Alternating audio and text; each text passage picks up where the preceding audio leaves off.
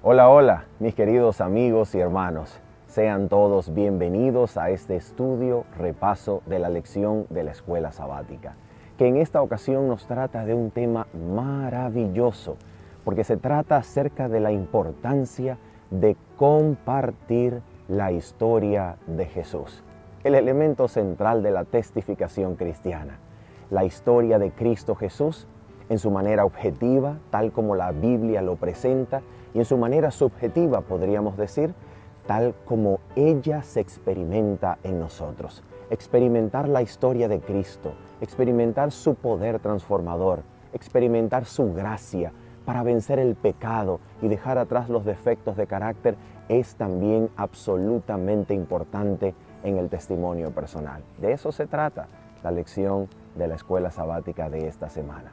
Así que vamos desde ya a hacer una oración. Elevemos nuestras mentes y corazones al Señor para que seamos dirigidos por Él en este estudio. Oremos juntos. Nuestro buen Padre, Señor, en el nombre de Jesús, con humildad venimos delante de ti, para que nuestras mentes puedan ser dirigidas y tomadas por tu Santo Espíritu, de manera que podamos ser dirigidos a toda verdad, Señor, basados en tu santa palabra. Al mismo tiempo, Padre Celestial, queremos pedirte que al contemplar tu palabra en Cristo, nuestros corazones ardan, Señor, con la presencia de tu Espíritu Santo dentro, moviéndose, Señor, para transformarnos de gloria en gloria en la misma imagen de Cristo Jesús. Te lo pedimos por la fe, en el nombre bendito de Jesucristo. Amén. Muy bien, la lección de esta semana comienza hablándonos acerca de la importancia de marcar un antes y un después en la experiencia cristiana cuando nos encontramos con Cristo Jesús y nacemos de nuevo a la esperanza para la cual hemos sido concebidos como hijos de Dios. Este antes y después, de manera radical, de manera contundente y clara, se ve en ninguna otra de la Escritura más claramente que en la epístola del apóstol Pablo a los Efesios en el capítulo número 2.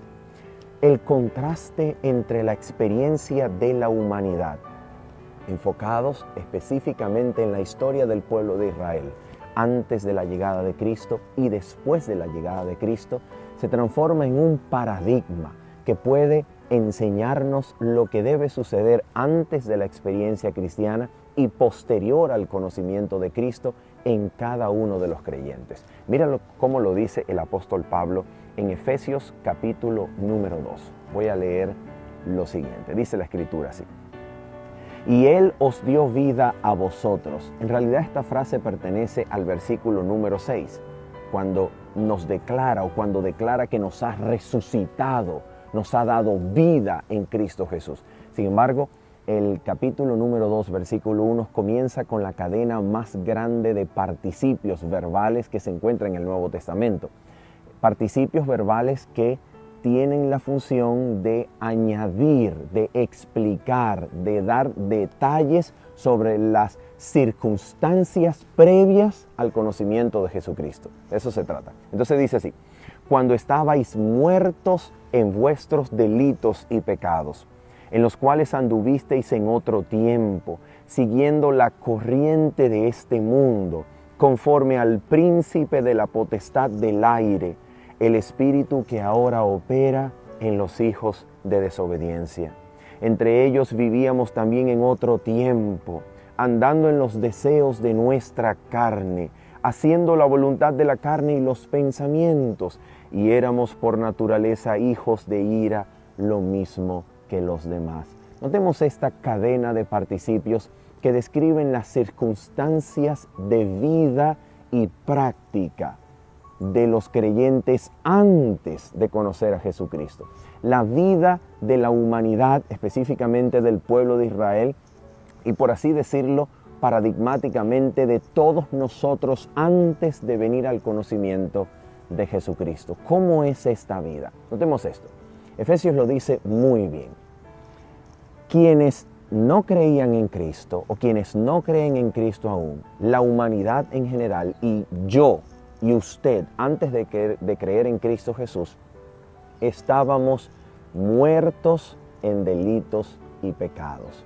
No solamente lo dice Efesios, lo dice con total claridad el Evangelio de Juan en el capítulo número 5 a partir del versículo 24. Quien oye la voz de Cristo pasa de muerte a vida. ¿Te das cuenta?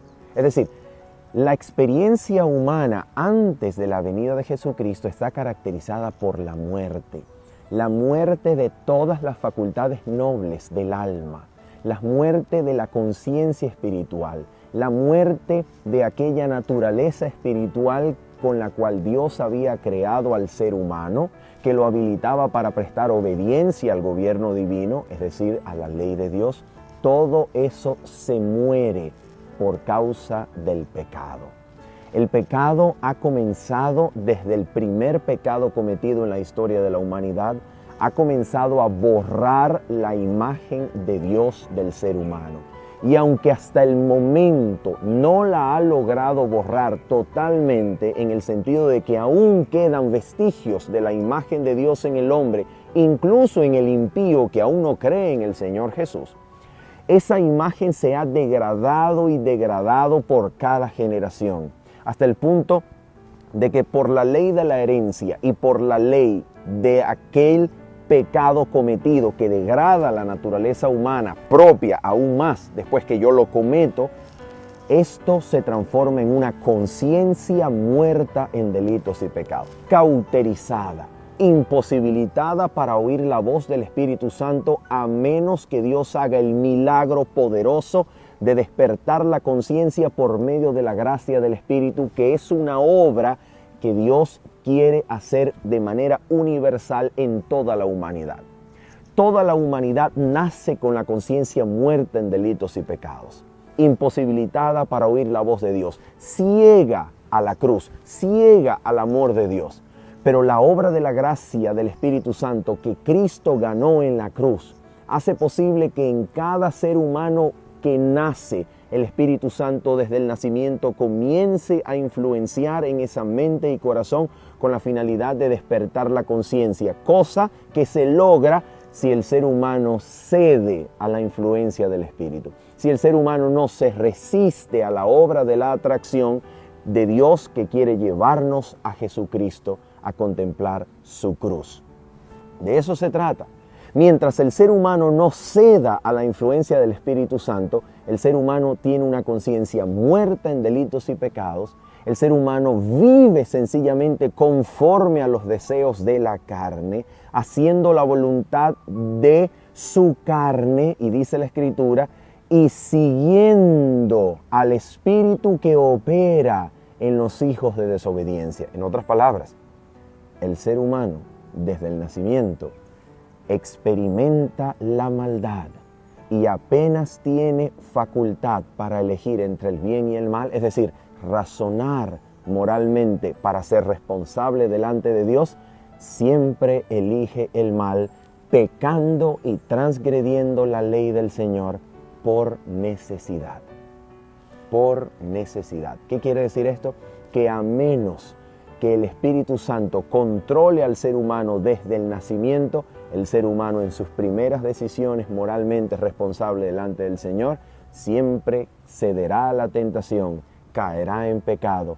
Por tanto, la experiencia de Cristo es maravillosa, porque la experiencia de la historia de Cristo es que desde el nacimiento es sostenido por el poder del Espíritu Santo para que en su primera decisión moral Cristo se encuentre siempre sin pecado y no transgreda la voluntad del Padre por estar sostenidos por el poder del Espíritu Santo, por estar Cristo sostenido por ese poder. Ahora bien, en la experiencia del ser humano, todo ser humano que nace estará necesariamente cediendo a la tentación, cayendo en pecado, porque el ser humano conscientemente debe ceder a la influencia del Espíritu. Y para el momento en que conscientemente cede a la influencia del Espíritu, ya ha caído en pecado, ya ha practicado, ha seguido, ha cedido a la ley de la herencia, ha caído en la tentación que le viene por causa de su naturaleza pecaminosa, y al ceder a la tentación se convierte en un pecador que ahora Cristo necesita redimir perdonando pecados cometidos moralmente, siendo responsable delante del Señor. Y ahora Cristo lo perdona de los pecados pasados y lo ha de habilitar para tener vida en Él por causa de la presencia de Cristo y ahora vivir una experiencia diferente. De eso se trata. Efesios capítulo número 2, versículo 4 nos dice entonces así: pero Dios, que es rico en misericordia, por su gran amor con que nos amó, aun estando nosotros muertos en pecados, nos dio vida juntamente con Cristo. Y ahora mira en qué consiste esta vida. Dice así: y juntamente con Él nos resucitó, y asimismo nos hizo sentar en los lugares celestiales con Cristo Jesús, para mostrar en los siglos venideros las abundantes riquezas de su gracia, en su bondad para con nosotros en Cristo Jesús. Ahora nota, cuando Cristo Jesús entonces llega a la vida del ser humano, ese ser humano que antes se encontraba preso en sus pasiones y deseos, que antes le resultaba imposible obedecer a su Creador, obedecer a Dios, a partir de la llegada de Cristo, ese ser humano recibe el perdón de sus pecados cometidos. Pero no solamente recibe el perdón de sus pecados cometidos, ahora recibe la misma vida de Cristo. Y cuando lees Efesios capítulo 1, versículos 17 al 19, te das cuenta de qué vida se trata.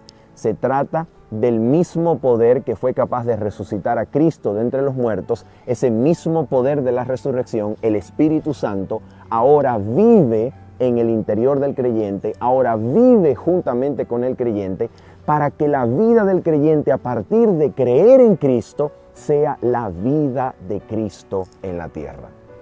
Es decir, Cristo ahora vive en el creyente, Cristo resucita al creyente por el poder de su resurrección, por el poder del Espíritu Santo, para que ahora, de ahora en adelante, la vida que el creyente en Jesucristo vive sea la vida de Cristo en la tierra. Para que la experiencia de Cristo, tan real como lo fue para Él, sea real para nosotros. Y de la misma manera en que Cristo fue sostenido por el poder del Padre a través del Espíritu Santo, nosotros seamos sostenidos por el poder del Espíritu Santo que nos une a Cristo y hace posible que Él viva en nosotros, que me haya resucitado y me haya sentado juntamente con Él en los lugares celestiales, para que estando yo en Cristo y Cristo en mí, las obras de Cristo puedan ser replicadas y hechas, reproducidas en mi vida. De eso se trata la redención. La redención, el plan de la salvación, no solamente incluye el perdón de los pecados, incluye la limpieza, la regeneración, la vida nueva que produce el Espíritu Santo por la fe en el interior del alma humana, y a eso también se le denomina en la Escritura la gracia de Cristo. Por eso la gracia de Dios no es solamente una actitud perdonadora de Dios ante el pecado constante que cometemos. La gracia perdonadora de Dios es también un poder que el Señor Dios introduce en el alma por medio del Espíritu Santo, que faculta, obra, hace posible, posibilita al alma para obedecer de ahora en adelante a Cristo Jesús por medio de su misma vida en nosotros. De eso se trata. Ahora bien, ¿cómo funciona esto? ¿Cómo es que esto funciona? Mira lo que dice la Escritura aquí en Hebreos capítulo número 13, que es uno de los versículos más claros en este tema. Mira lo que dice Hebreos capítulo número 13, versículos 20 y 21. La Escritura declara así: que el Dios de paz, que resucitó de los muertos a nuestro Señor Jesucristo. ¿Te das cuenta? Siempre es el poder de la resurrección. Siempre. Dice, que el Dios de paz, que resucitó de los muertos a nuestro Señor Jesucristo, el gran pastor de las ovejas, ahora mira esto, por la sangre del pacto eterno, es decir, por la muerte de Cristo, tanto por su muerte como por su resurrección, somos introducidos al pacto eterno por la sangre derramada de Cristo Jesús. Ahora mira lo que dice: por la sangre del pacto eterno os haga aptos, capaces, ¿te das cuenta? Os haga aptos para toda buena obra. ¿Cómo? Mira lo que dice: para que hagáis su voluntad. ¿Te das cuenta? Para que hagáis su voluntad por su muerte y resurrección, Él nos ha hecho aptos para toda buena obra. ¿Cómo hacemos su voluntad? ¿Cómo sucede? Mira cómo sucede. Para que hagáis su voluntad, haciendo Él, escucha, haciendo Él en vosotros lo que es agradable delante de Él, por medio de Jesucristo, nuestro Señor, al que sea la gloria por los siglos de los siglos. Amén. Entonces, mira lo que esto quiere decir.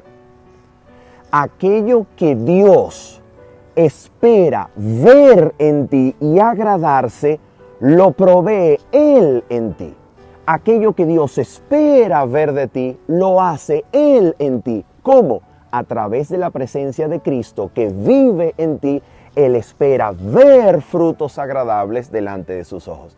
¿Te das cuenta que nunca las buenas obras ni la edificación del carácter dependen de nosotros, sino dependen del poder de la vida de Cristo en nosotros, quien hace las obras agradables delante de su Padre? ¿Te das cuenta cómo sucede? Exactamente lo que sucede en Cristo Jesús durante la historia de su vida terrena. El Espíritu Santo obrando en él, justificándolo, sosteniéndolo delante del universo. De la misma manera, la vida de Cristo nos sostiene en esta tierra para que seamos capaces, después de recibir a Cristo, de volver a ser leales al gobierno de Dios, a la ley del Señor, obedeciéndole en todo, purificando el carácter de todo pecado por el poder de la vida de Cristo que vive en nosotros. Ahora, quisiera darte una ilustración de cómo sucede esto. Mira, recuerdo una vez que se acercaba el Día de las Madres. Yo estudiaba aproximadamente como segundo o tercer grado de educación básica. Y recuerdo que la profesora de nuestro grado le dio a mi mamá una lista de compras para que mi mamá fuese a la tienda y comprara una serie de cosas que yo debía llevar al colegio. Entonces, en la lista incluía una botella de cristal, papel periódico, pega o goma blanca, barniz, pinceles, pinturas, flores, una serie de cosas. Entonces, todo eso que mi mamá había comprado para mí, resulta que tenía la función de que en el colegio la profesora nos iba a enseñar a hacer un florero para el Día de las Madres, para un regalo para mi mamá. Ahora mira, resulta entonces que yo llegué al colegio, la profesora me enseñó a hacer un florero, yo puse todas las piezas juntas y luego llegué a la casa con el regalo para mi mamá en el Día de las Madres. Ahora mira lo interesante. ¿Quién había comprado todo para que ese regalo fuese posible? Mi mamá. Mi mamá estaba proveyendo todo para su propio regalo. Pero ¿qué es lo que tenía ese florero que no tenían todas las piezas sueltas de lo que mi mamá compró? Ese florero llevaba mi voluntad. Y ahora el regalo del Día de las Madres estaba completo, aunque mi mamá hubiese provisto todas las piezas del regalo. Exactamente así es la salvación. Dios ha provisto todo, absolutamente todo. El perdón, el sostenimiento, la gracia que perdona y que transforma, el poder del Espíritu Santo que nos resucita a una nueva vida. Todo es de Dios. Las buenas obras son de Dios. Las hace Él en nosotros. ¿Qué es lo que el Señor anhela que nosotros le demos? La voluntad. Y cuando le damos la voluntad, Él se encarga de todo.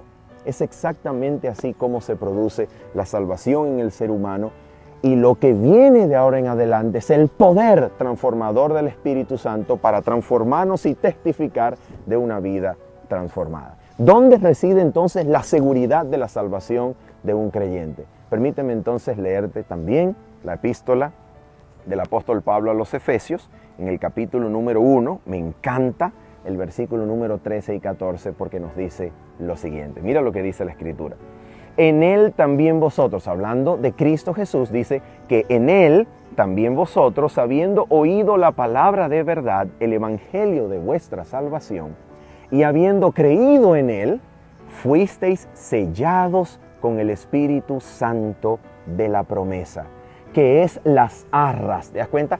La pieza, la prueba de garantía de lo venidero. Escucha. Lo que garantiza, el título de propiedad que garantiza la posesión de la compra. Escucha, que es las arras de nuestra herencia hasta la redención de la posesión adquirida para alabanza de su gloria. Nota que siempre es para su alabanza. Él nos salva para mostrar su bondad, la bondad de su gracia en los siglos venideros, en su bondad para con nosotros en Cristo Jesús. El Espíritu nos sostiene ¿para qué? Para alabanza de la gloria de su gracia. Ahora, entonces, ¿en dónde está la seguridad de la salvación aquí? Mira esto.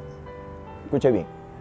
Mientras usted no detenga, mientras usted no deje de ceder, mientras usted no detenga la obra, la influencia del Espíritu Santo en su vida, mientras usted no le diga no al Espíritu Santo, mientras usted se entregue completamente al poder del Espíritu Santo que influye en su vida para atraerlo a Cristo constantemente durante la vida, a cada hora, a cada paso del camino, todos los días, todas las horas de todos los días. Mientras usted ceda a la influencia del Espíritu Santo, usted tiene garantizado el reino de los cielos como herencia que usted ya ha recibido en Cristo Jesús.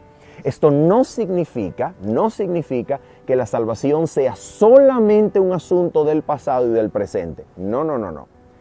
Tanto la salvación como la justificación como la santificación tienen un asidero en el pasado, un fundamento en el presente y una esperanza y aspecto futuro. Siempre. Esto se conoce como los tiempos de la salvación. Y lo que aplica para la salvación aplica igualmente para la justificación y la santificación. Hay una parte, un aspecto pasado, hay un aspecto presente y hay un aspecto futuro. Entonces nosotros vivimos en un presente, quienes creemos en Cristo Jesús vivimos en un presente, sostenidos por la muerte y la resurrección de Jesucristo, que ocurren en el pasado, que nos sostienen y son realidad presente ahora, porque cada vez que cedo al Espíritu Santo, el Espíritu Santo me lleva a la cruz para crucificar el yo y mis pasiones en Cristo, me resucita con Cristo todos los días dándome la vida nueva, el bautismo del Espíritu Santo, y me sostiene por medio del poder de la muerte y resurrección de Cristo para que cuando llegue la esperanza final, la consumación de la salvación, que de acuerdo con el apóstol Pedro, ha sido guardada arriba en el cielo para ser manifestada en el último día. Cuando eso suceda, entonces yo sea librado de la ira venidera y yo experimente la consumación de la salvación. Todo es garantizado siempre por Cristo Jesús, porque aquel que es fiel para comenzar la buena obra, es fiel para terminarla en Cristo Jesús. ¿Se da cuenta? Entonces yo puedo con seguridad, cuando yo vivo cediendo a la influencia del Espíritu Santo, cuando yo vivo permitiendo que el poder de Cristo, el poder de su resurrección, el poder de atracción del Espíritu me atraiga a Cristo todos los días de mi vida y a cada hora de mi vida, y yo permito que el Espíritu Santo dialogue con mi conciencia, someta mi conciencia, sujete mi vida a Cristo Jesús a cada hora de mi día, entonces yo puedo tener absoluta seguridad de que mientras yo permanezca en esa relación viva, presente, salvífica con Cristo, el reino de los cielos es mi destino absolutamente seguro. Lo dice la Escritura. Por esa razón, escuche bien, lo que garantiza la presente justificación, el presente veredicto que ocurre en Cristo Jesús de justificación, con el veredicto final en el día del juicio de justificación, estas dos cosas aparecen en Romanos absolutamente con toda claridad. Romanos capítulo número 2, el veredicto final, la justificación. Romanos 5:8 en adelante, el veredicto final. Romanos 8:1, el veredicto final es absolutamente correspondiente con el veredicto inicial de la justificación en Cristo que se recibe en presente con fundamento en la cruz. Y lo que garantiza la correspondencia de estos dos momentos es la vida presente del Espíritu Santo en el creyente, que garantiza el honor de Dios de principio a fin, porque aquel que comenzó la buena obra es fiel para terminarla en Cristo Jesús. De tal manera que nuestra confianza, dice el apóstol Pablo, nuestra confianza en el día del juicio, ¿qué es? Dice el apóstol Pablo, vamos a leerlo. El apóstol Juan, vamos a leerlo en Primera de Juan, capítulo número 4, versículo número 17. Escucha lo que dice. En esto se ha perfeccionado el amor en nosotros, para que tengamos confianza en el día del juicio. Pues como Él es, así somos nosotros en este mundo. ¿Te das cuenta? La confianza de la cual habla el apóstol Juan no es la confianza de la justicia legal imputada, forense, externa, siempre aliena al creyente, de un momento en una vez para siempre que ocurre en el pasado y para siempre garantiza. No. No. La Biblia no habla de eso. La Biblia no habla de eso. Eso es sencillamente una solución al problema, que es una solución medieval que en sí misma es parte del problema. No. La solución del Nuevo Testamento es distinta. El Nuevo Testamento presenta un fundamento de justificación en el pasado, pero una vida absolutamente viva, presente, sostenida por el poder del Espíritu Santo, que es el poder de la resurrección, que reproduce el carácter de Cristo en nosotros, para que en el día del juicio la confianza, la garantía, la promesa de Dios se cumpla de que usted y yo seremos como Él es en este mundo. Eso es una maravilla, eso es una maravilla. Ahora bien, vamos a terminar diciendo lo siguiente. ¿Qué dice el apóstol Pablo acerca de su presente posterior a la justificación, su presente posterior a la salvación, que le permite a él testificar, pero con poder, el evangelio del Señor Jesucristo, a donde quiera que el Espíritu lo dirija? Dos textos voy a mostrar acerca del apóstol Pablo. El primero se encuentra en Gálatas, capítulo número 2. Seguramente usted ya lo conoce, pero es necesario repasarlo a la luz de Segunda de Corintios, capítulo número 4. Vamos a leer primeramente Gálatas 2:20 y luego leemos Segunda de Corintios 4. Dice la Escritura así. Después de hablar de la justificación, en la primera vez que la justificación por la fe aparece en el Nuevo Testamento, que es Gálatas 2:16 en adelante, la conclusión es esta, siempre es esta. Con Cristo estoy juntamente crucificado. Y no es aquí nada más, sino también en el capítulo 5 siempre será la misma conclusión. En el capítulo 5 dirá que por los frutos del Espíritu Santo, quienes hemos creído en Cristo, hemos crucificado nuestras pasiones con Cristo Jesús. Siempre es lo mismo. Escucha. Con Cristo estoy juntamente crucificado y ya no vivo yo, mas vive Cristo en mí. Y lo que ahora vivo en la carne, lo vivo en la fe del Hijo de Dios, el cual me amó y se entregó a sí mismo por mí. ¿Te das cuenta que la vida del creyente ha de ser la vida de Cristo en la tierra? Porque es que quien ha muerto con Cristo ha sido justificado con Cristo, o al revés, quien ha sido justificado con Cristo ha sido muerto con Cristo en la cruz, para que ahora en adelante quien viva no sea yo ni usted, sino el Cristo poderoso que resucitó, viva en nosotros para guiarnos siempre a la predicación del Evangelio, a toda purificación y perfección del carácter o perfeccionamiento del carácter, a una vida poderosa en el Espíritu, a la restauración familiar, a la vida de Dios en medio de este mundo. Y mira cómo se compara y cómo se conjuga este versículo de que el apóstol Pablo dice que Él ha sido crucificado juntamente con Cristo, con su ministerio apostólico en 2 de Corintios capítulo 4. Mira lo que dice así, capítulo 4 versículo 7, 2 de Corintios 4, 7 en adelante dice el apóstol, pero tenemos este tesoro en vasos de barro. ¿Cuál tesoro? El haber contemplado la luz de Dios en la faz de Jesucristo, que resplandece en medio de las tinieblas, como lo hizo en el principio, lo hace en el presente cuando contemplamos la luz de Dios en la faz de Cristo Jesús. Ahora mira lo que dice. Pero tenemos este tesoro en vasos de barro, para que la excelencia del poder sea de Dios y no de nosotros. Que estamos atribulados en todo, pero no angustiados. En apuros, pero no desesperados. Perseguidos, pero no desamparados. Derribados, pero no destruidos. Ahora mira esto. Donde quiera que vamos, llevamos siempre en el cuerpo la muerte de Jesús, para que también la vida de Jesús se manifieste en nuestros cuerpos. Pues nosotros que vivimos siempre estamos entregados a muerte por causa de Jesús, para que también la vida de Jesús se manifieste en nuestra carne mortal. ¿Te das cuenta? Es exactamente lo que dice el apóstol en Romanos capítulo 8, versículo 11. Y si el espíritu de aquel que resucitó de los muertos a Jesucristo vive en vosotros, el que resucitó a Cristo de entre los muertos vivificará, resucitará también vuestros cuerpos mortales por su Espíritu que vive y que mora en nosotros. ¿Te das cuenta? Siempre es lo mismo.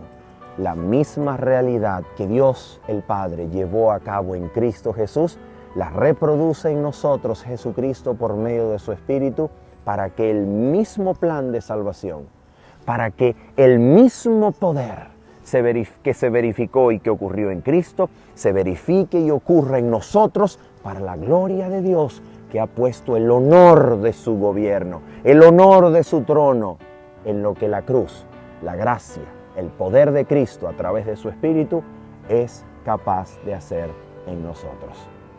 Por eso el honor de Dios está comprometido en la perfección del carácter de su pueblo en la tierra. De eso se trata.